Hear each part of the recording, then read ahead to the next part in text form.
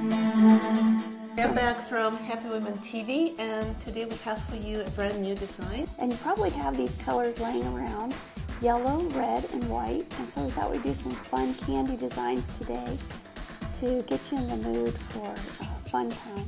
You would begin with a couple of base coats of, in this case it's red nail polish, and keep in mind that not every nail polish really covers the nail well for the first time, so you might need to do a second coat of the color if you want a solid, nice covering. And don't forget about the base coat, right? Why should we do a base coat, Kathleen? You should do a base coat because a lot of times some nail polish, especially red, can dye your nail, and then when you take the polish off it turns a yellow color.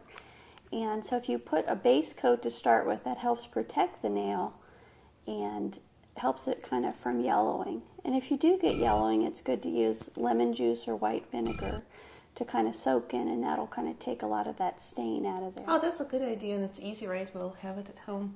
Yeah. Okay, so we began with a couple of layers of bright red nail polish, and you let it dry a little bit.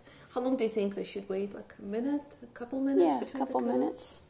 Okay, so the second step is, and as you can see today we're using chapter Sweet 2 from Terrific Book. So the design that we're doing is called Peppermint Candy. Your second step is you take bright pink nail polish, and we're going to paint a couple of stripes going across the nail. And a lot of these things might seem or look difficult in the book, but really just takes a quick and steady hand. And one of the tips is probably to put a lot of paint on the brush. Don't get too minimal with it. But also, again, we're talking about your toes, which somebody sees from pretty far away, so a lot more forgiving than the nails. And if you paint over the skin like I just did, you can very easily wipe it off while the nail polish is still wet, or you can always use a nail polish remover and just clean up your skin. It's not a big deal, so don't worry if you paint it over your skin. And they make a lot of those new nail polish removers now that are kind of like sponges, and you can go around the side. But you can always use a Q-tip too, soaked in the nail polish remover, and kind of go around the nail. But if it's really wet, you can usually really get it off with your fingernail like Elena did.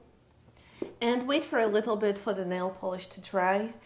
They usually say that if you have your nail polish, your nails under the lamp, the heat helps it to dry, but you know, pretty much all the nail polishes right now are really nice quality, so they dry quite well. And one of the things we have on today is one of our new toe rings, the strawberry design. We have a lot of different toe rings on our site, www.toerific.com, and it has a lot of neat toe rings and gems you can buy, and just a lot of fun things for your toes. A lot of the girls have terrific parties and just get together and paint each other's nails, and sometimes that's easier too. Okay, so we're letting nail polish to dry, and our next step is doing the thin white shaped squares across the top of the nail. It's kind of like a French tip, only separated into smaller segments.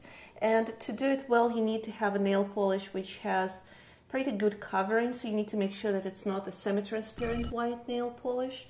So in this case, we're just using a generic nail polish. And you take your brush and make sure that you have enough nail polish on the brush, so you see the brush is pretty well loaded with the nail polish. You start painting tiny tips across the top of the nail.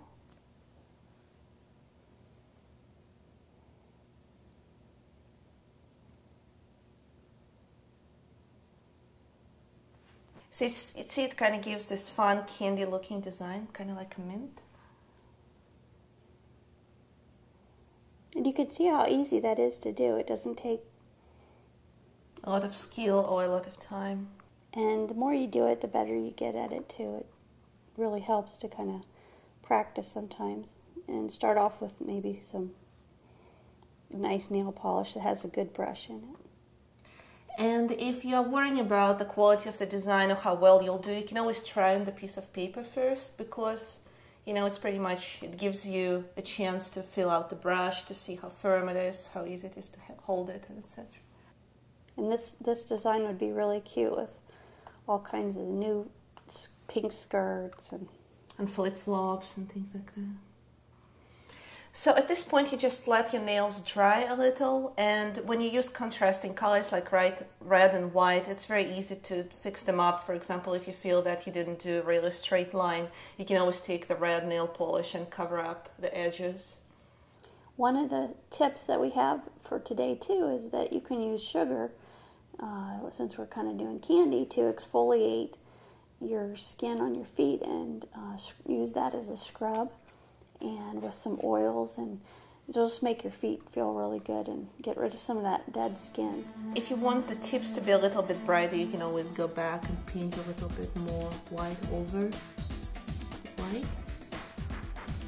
So that's our candy coated design for today.